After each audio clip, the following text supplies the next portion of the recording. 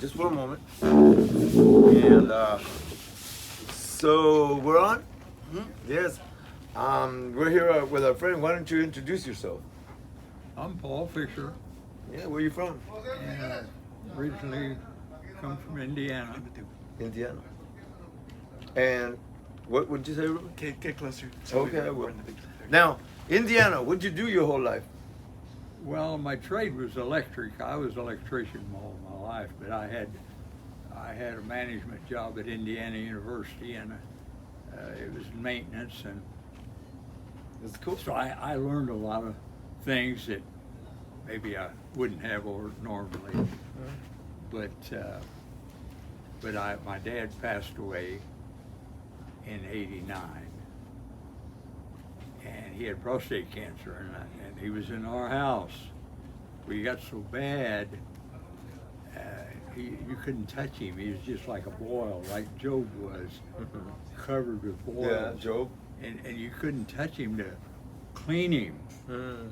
And I said to myself then, I know we're gonna die, but I don't want to die of prostate cancer.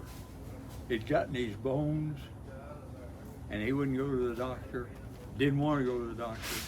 He wouldn't believe he had cancer, and he died in our house.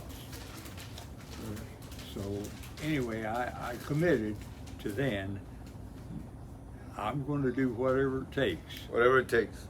And so that's the reason I listen to things when somebody tells me what's... Yes. So I'm going to tell you what. And he came by and he listened with his beautiful wife, and we talked about how they got together as husband and wife, boyfriend and girlfriend first. But this is all good. Now, if you want help with these things that he's talking about, we have some ideas. So we come out here and listen. But we're here to listen to something totally different, because I don't want to live my life and waste my life not knowing about what other people went through. So it's 1940 sometime, and something's happening. What was happening in 1940? Well, we had a war, Oh, World War II. World War II. So how was that for you? Like, were you working somewhere when that started to happen? No, I was born in 35, Okay. so I would have been 5, 6 years old. And what was that like? Like they talked about war? Do you remember about that? Oh yeah, they talked about war. It was bad. My father-in-law died in '43 during the war and had heart trouble, and Was he over there or so over I here? never did know him. That was he on the war or over here? No, he was here in the U.S. He got a deferment. My dad got a deferment. What does that mean? They didn't have to go. Yeah, Okay. If you work defense work during the war, Mm. you don't have to go because you're promoting the war production. And my Yeah. dad done that. What did he do? The only thing he had to do to keep his deferment was he had to work the hours they tell him. No. So he worked a lot of the time 16-hour days. Yeah. And we 16 never hours. seen him. He'd get home at night. Right? We'd be gone in the morning Yeah. before we got up. Yeah. But he got out of the war was over in '45, I guess, and he quit his job right there. Quit his job. So one of the things they had to do was buy a war bond. Uh-huh. There was a lot of that going He was on. building his own house, but he couldn't work on it because he was working all the time. Uh-huh. Well, when he got out of there, I went with him to work to get his papers and sign off because he was done. He said, Yeah. I'm done, not going back. And when he come out of that International Harvester plant, Mhm. he had a smile from ear to ear. Oh yeah. He had a fistful of bonds. Were they worth something? No, oh yeah, it was 1875 or whatever it cost. It was a $25 bond. In 10 years it's worth $25, whatever it was. Tough. And so after the war was over, he didn't work for a year. He finished his house. He Yeah. cashed the bonds in and he finished his house. He couldn't finish the house. No. Not So he working. got that done. And then he went to work as a carpenter, Carpenter. and he was a machinist at International Harvester. Right. But He anyway, said he had enough of this metal stuff. Now he was gonna go into the wood stuff. oh yeah, he liked the wood. He built a house, nice house, and that's where I was raised. And it's still there, unless there's supposed to be a highway go through there and tear it down. But anyhow, it's okay. It's okay. gone. I'm done. It's all good. Okay. Yeah. Well, anyway, it's been a tough life. So then, somehow or another, time went on, and you must have gone through the beginnings of talk of Vietnam. You know, they weren't taking anyone when I had to go get my physical, because it was kind of peacetime before the Korean War started and Okay. Vietnam and all that. And so they said I was a 4F. They put me in 4F. Said when they laid me down, they took my knee and bent it, and they held a little click in there. Yeah. Yeah, you know, the bones scratching around. So I don't know. Anyhow, it didn't hurt me later. I got it adjusted by Cairo, and it went back, and it was okay. But I'd done it over the weekend, and I had a Monday morning appointment to physical, so I didn't get a chance to fix it up. But yeah, I mean, I was walking all right, but I could tell I had this little click. And they put me in 4F. I never did have to go. Oh, okay. I guess that's the It's at section end of the where line. it's like It's at the end of the line. at the end of the line. That's cool. Just because of a little click. Yeah, but that isn't when I started running. But anyhow, I started running after Yeah, that. This is like the Forrest Gump story. For some reason, he just, for no particular reason, he just started running. You ran a lot. Well, it was because I had a sinus problem and Okay, I never heard that before. Yeah. But you also helped yourself with steam. Well, I sat in the steam room because I had this headache and had to go to the doctor, ear, nose, and throat doctor, Right. and he gave me a shot for allergy or whatever it was. And he looked at my sinus and my nose, and he says, "Boy, you've got a lot of infection." He says, "You'll have to be back here Sunday morning." He said, "You come back in here at 10 o'clock Sunday morning." And I said, "Well, can we make that an hour before or hour after?" I said, "I have church on Sunday morning." He said, "You come in here, if you ain't here at 10 o'clock in the morning," he said, "we'd be drilling a hole in your head." I never said another word. Thanked him and went out. And when I got out of there and got home, I told my wife, I said, "Never going back to that guy. I'm done. Never." "Well, what are you going to do this time?" I said, "I'll do something. I'll do something." So working at Indiana University, we had all the facilities. I said, "I'm going over to the steam room." So Monday at noon, I went over to the steam room, sat in the steam. Oh my, cleared up. Went back the next day. Got How about better. that? No hole in his head. I have not had, and I told you this the other day. Yes, you did. I have not had a headache to this day. Good deal. What? Here's the question. Not only did they not drill a hole in his head, he didn't get to miss church. No, but one more out of that little section. How long have you been on this planet? Well, I'm 86. Okay, 1935. that's awesome. Yeah. You. And a fellow that I'm trying to guide into doing the right thing, because he's got bad cancer, Okay. and he's gonna probably start. Anyhow, I started this stuff back, I think March, Okay. and I took it for 3 months, You were good. 3.5 months There you go. before I went to MD Anderson. Yeah. And so when I did this blood test, they took 6 vials of blood, and I didn't know what they was doing for 6 vials, but my wife, we had a web page that kept you up to speed, tell you the things that they're doing. So the PSA come up on the blood test. What do you think the blood test was? No. 0.6. Wow. In 2 weeks, impossible. Yeah. That was never below That was the way you 3.5. said. Okay, but I've been it- taking this dewormer. No, wait.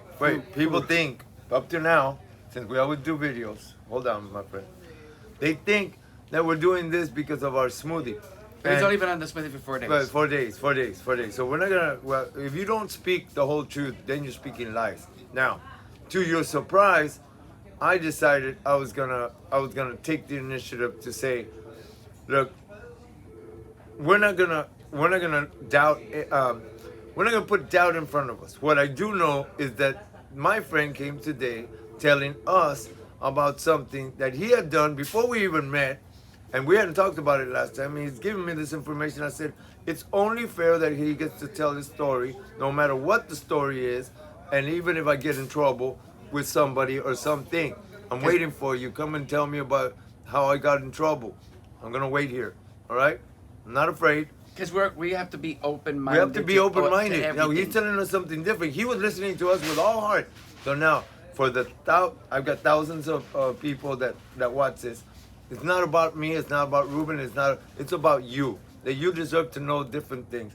Now he's talking about something that took everybody by storm. Would you start off the story with the gentleman that started all this? Joe Tippens. Oh, the story of him. Hey, go ahead, my And friend. he's on the web. Okay. It's on the internet. All right. But the story got so big, Unknown caller. and You can answer if you want. That'll be good for my video. Nobody's ever answered the phone on my video. Somebody interesting. Maybe it's your wife. It says unknown color. Oh, no. These people. Oh, that's okay. not So the Joe that- Tippens. But Joe Tippens is the guy, and he had lung cancer. Hmm. He happened to be going to MD Anderson. MD Anderson was treating him with they was giving him Chemo? chemo. And he got down to 100 pounds or less. And then one day they told him, he said, well, we've exhausted everything we can do. We're sorry.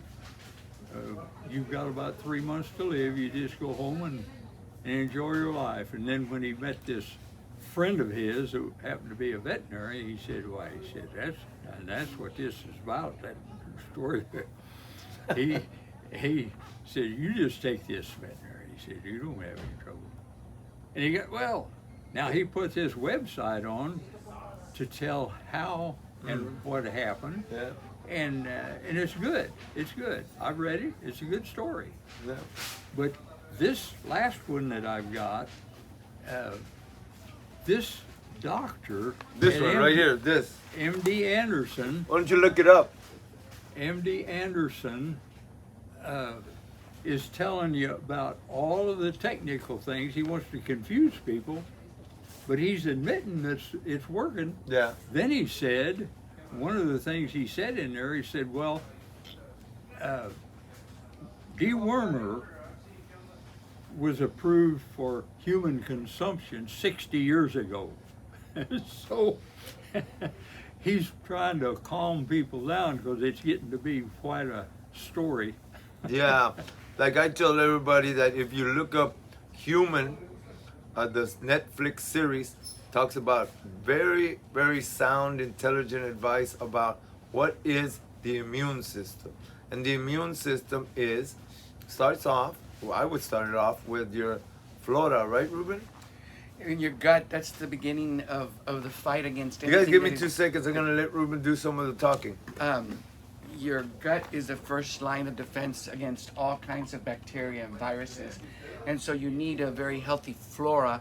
And basically the flora is the symbiotic growth that's called the SCOBY, which is symbiotic colony of bacteria and yeast. And they work together, the bacteria and the yeast, they work together in your flora to fight off infection, to fight off, also, food poisoning and all sorts of things.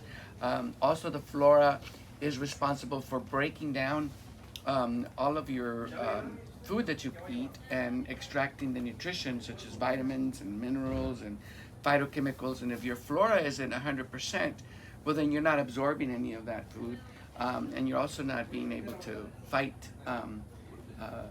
like we said, bacteria and viruses, like COVID, for example. Flora is super, super important.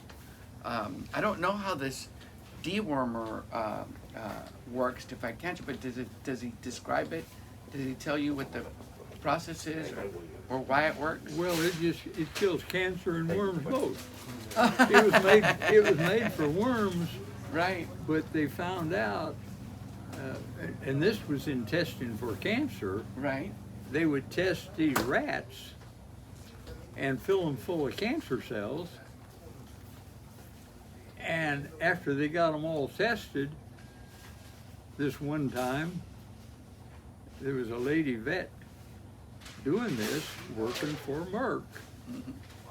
And here they come down with worms, which you can't test any animal with worms. So they give him a dewormer. And so she just gave them a dewormer. And in a week or 10 days or however long it takes to get rid of the worms, she started over. And she tested to see how much cancer was left in there and this and this and that. They didn't have any cancer. Well, The cancer was all gone.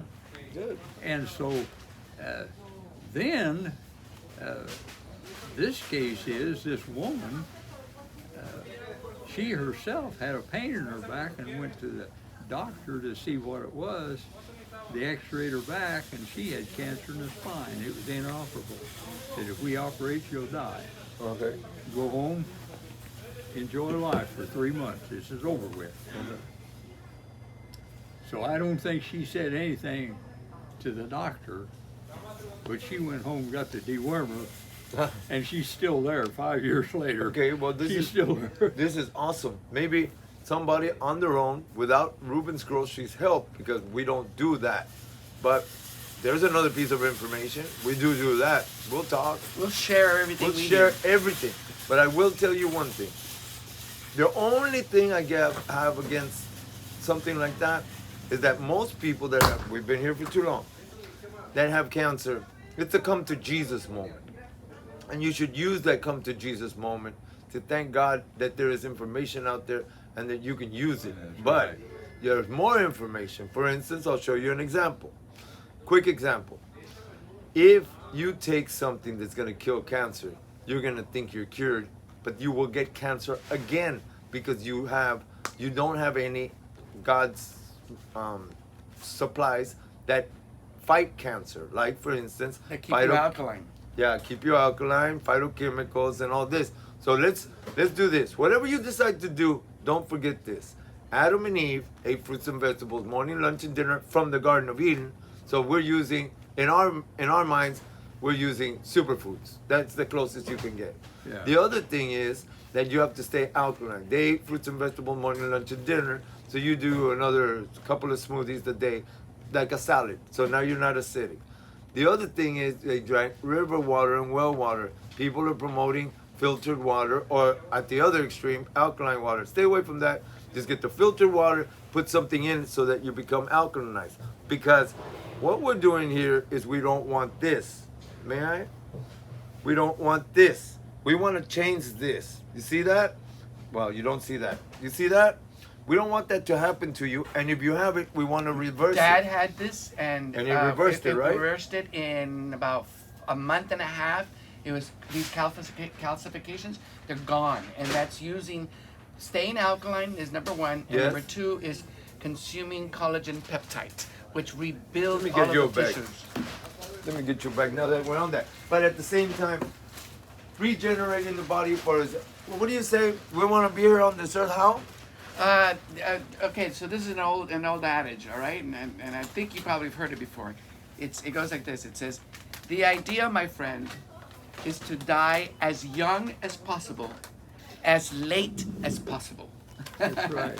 So take that out. So that's the collagen, and we want to take that Well, three. I'm taking that. Yeah, Yes. you are. I'm taking that. If we can take that 3 times a day.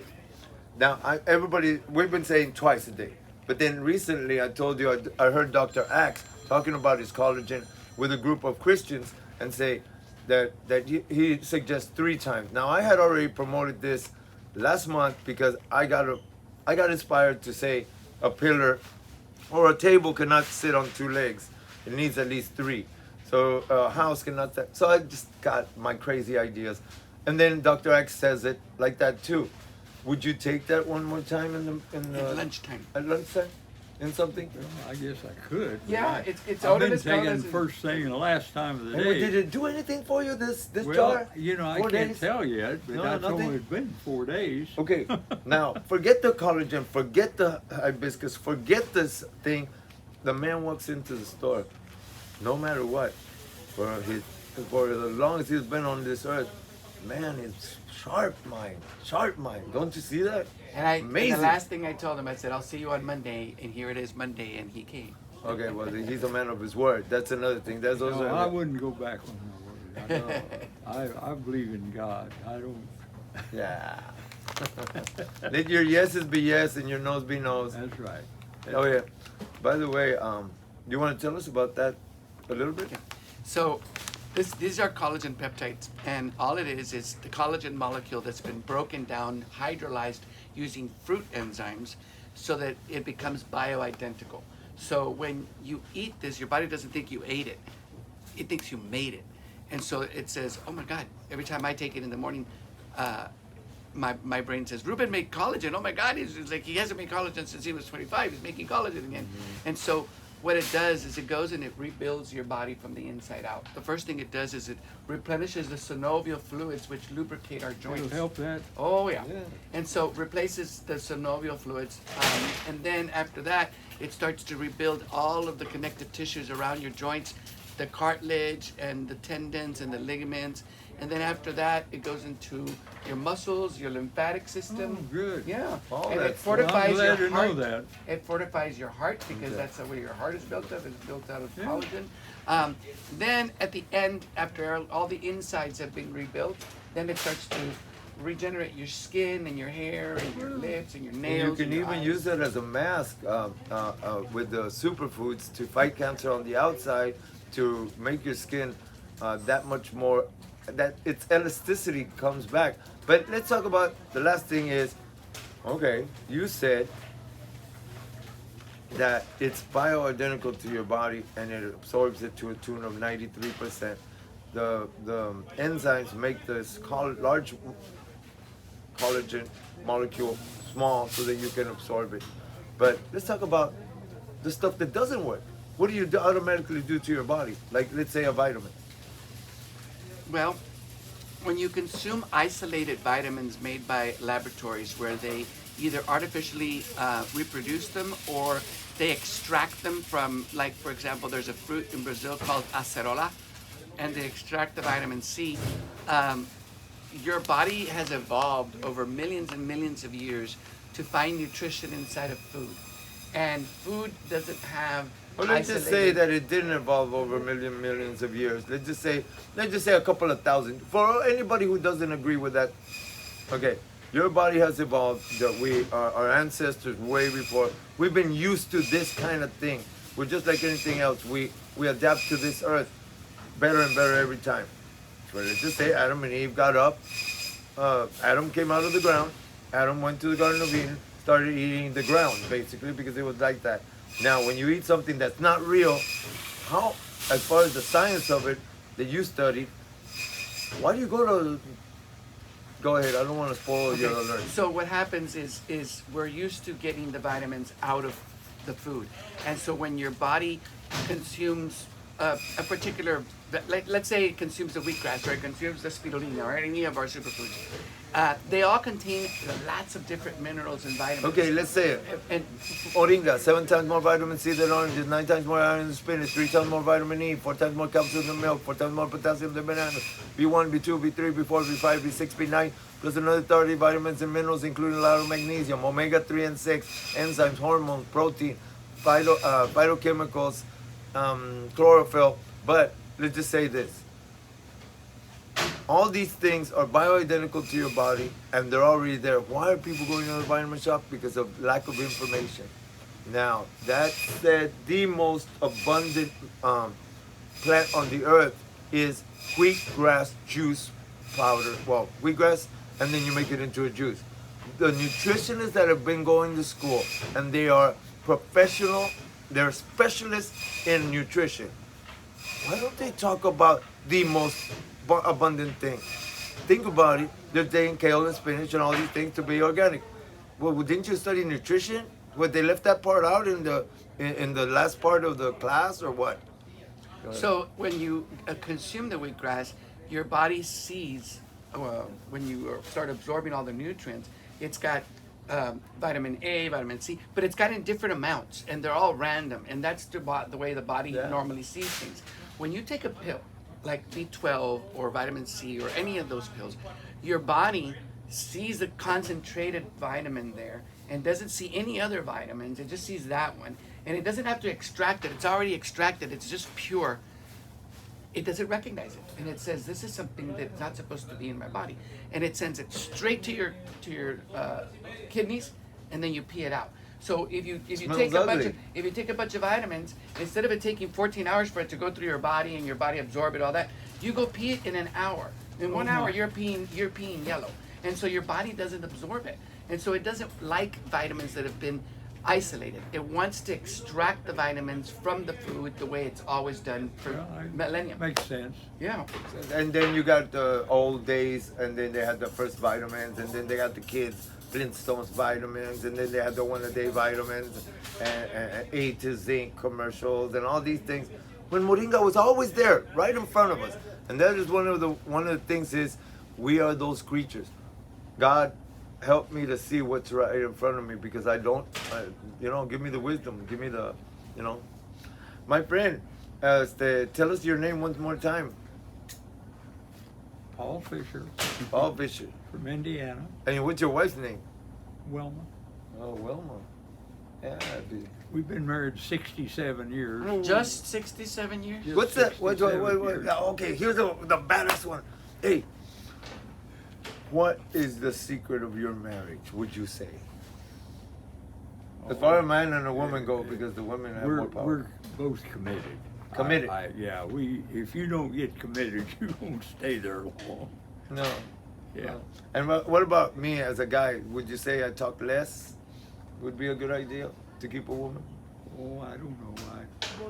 I'm not much of a judge. Yeah, he said that the first time. He says is that we don't pass judgments. Oh, cool. Yeah, so. What can you tell My us? dad, you know what my dad says? Because my dad and my mom have been married for 57 years. Mm-hmm. 58 years. And if you ask my dad what the success of his marriage is he says, you just always tell your wife, yes, ma'am. Oh. Yes, ma'am. Yes, You is that never true? tell your wife no, ever. That's what he says. Or what do you say? Well, we have disagreements, but Yes. That's human nature. But we understand each other pretty much. Yeah.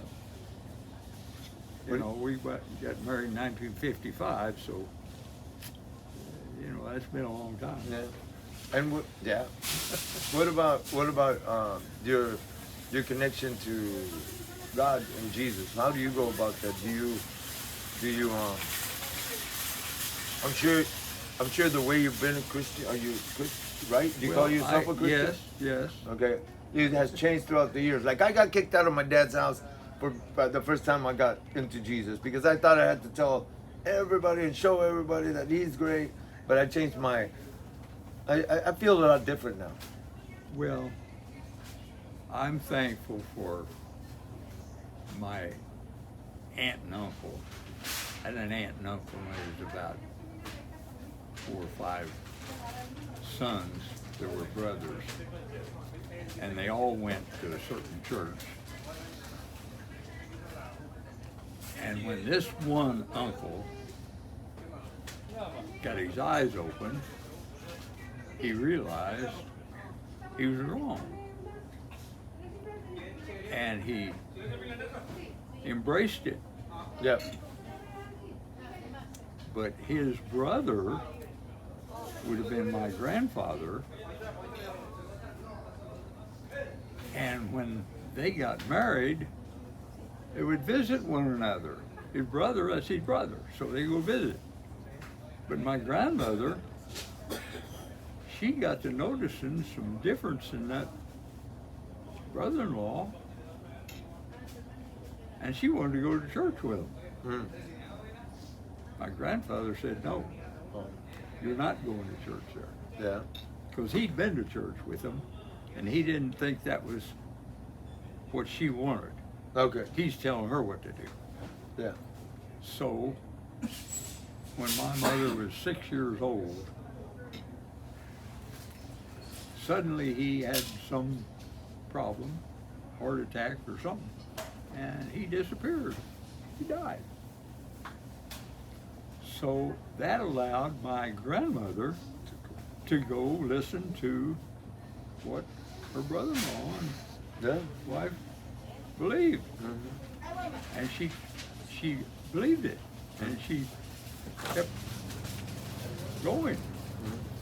And so they embraced that, and I would never be here today, not only there, but my father had a chance to get a job at Mallory's in Indianapolis. They made radio tubes, and they made capacitors and electronic stuff of the old style. The bulbs. But there were some people there that were like my aunt and uncle. Yeah. And nobody in the whole place, when they go to break, they all congregated and they had their games or do whatever he's doing. But this one group sat at another table, and he went and talked to them, and they were favorable to him, and he liked that. So pretty soon his fellowship with these people grew closer and closer and closer. Well, he started going to church with them because they asked him. Yep. Pretty soon, he saw the light. Yeah. He said, "It'd come on like a light bulb," and he got it. And so that's when he met my mother. Was after he started going to those meetings. So that's why I'm here. Okay. Other way, I wouldn't be here. Nice. And one more there. What year did you get baptized?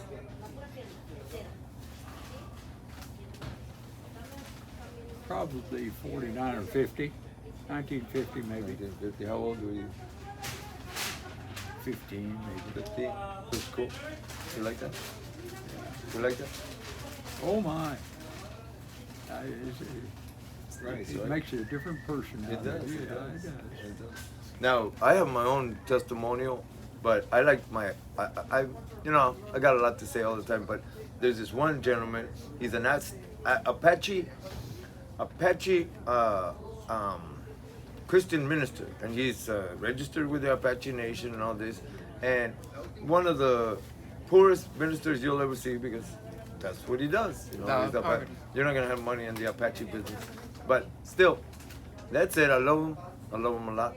And he said that his best friend died when he was in second grade. They used to hang around all the time. I guess another Apache kid. And then he says, well, he went through everything: drugs, alcohol, rough life, and then he was in his teens, about to graduate from high school, and he just didn't care about the Lord. He didn't want to know nothing. But somebody had a little field trip to go to Disneyland, and he wanted to meet the mouses. He says, "I wanted to meet the mouses so bad. I wanted to meet the mouses." But the hook was that it was a Christian group going out there, and the leader of the Christian group, which is not much older than him, said, "Just give me 1 hour of your time." And he saw the light, but he went out to meet the mouses. That's how he met Jesus. I thought that was funny. And then became a minister himself. Yes. Now, and this man was also, I have another minister I showed you that was in a world of pain for Mike. years, Mike. And now this minister is a lot better. But would you lead us out in prayer? Well, I'm not a preacher. No, I just want you to pray. But I would like for you to understand Uh-huh. our ministers go to preach like Jesus sent Yeah. his ministers, the 12 apostles. Yes. So they went without purse or script or money or clothes. Yeah. That's how they go. Yeah. They don't own anything. If they borrow a car, it isn't theirs to get someplace, which they have to do quite a bit, and it's fine, but they don't own anything. Now most preachers go to preach because of the profitability, Yeah. and there is a difference. There is a big difference. And so if you are committed to preaching the gospel like Jesus sent them, you'll know who I'm talking about. Yes. If you don't, you won't know. Well, you will know them by their fruits. Their fruits, right? It's just as good as But- a prayer.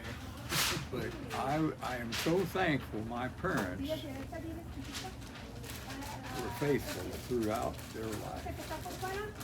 And I was raised in this home that had the right teachings Yeah. and instruction and consideration Love. and there it isn't like it's confined to one community or one state or one country. Yeah. This ministry goes throughout the world, and the offerings that his people make anonymously, nobody knows who's given to that fund. I love it. There is no fund. Nobody knows if there's anything in the fund.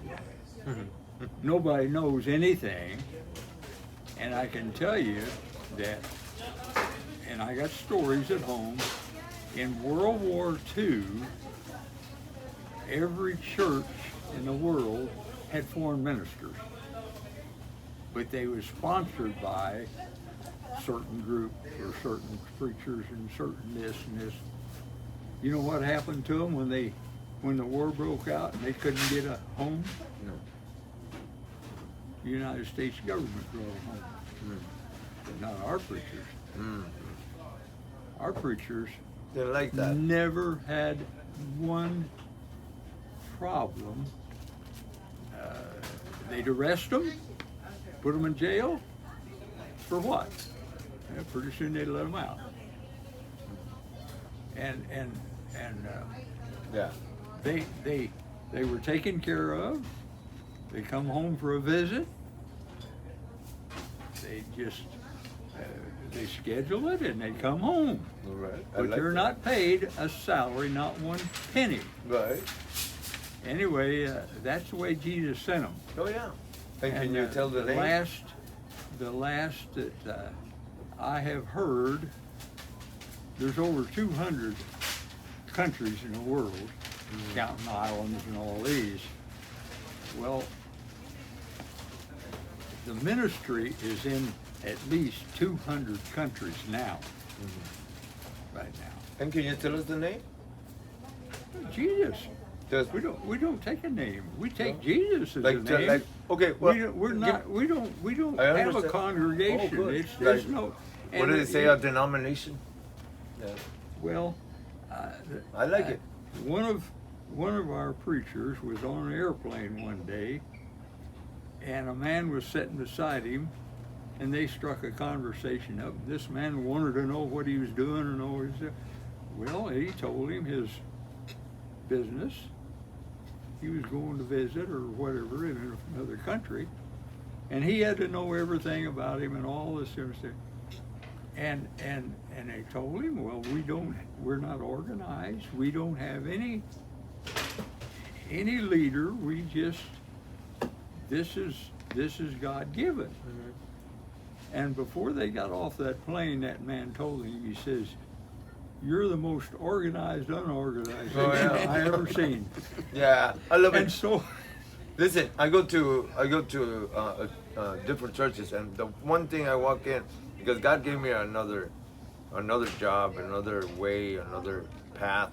I walk into the place, and I go. I don't want to hear the singing. I want to go sit down. As soon as the people start, the person starts to talk, I go and sit down, close my eyes, and face the wall. And I just, whatever he wants to tell me, and then I'll start bawling because I got struck by the Holy Spirit, and then I'll be laughing and whatever. But I keep my eyes closed the whole time.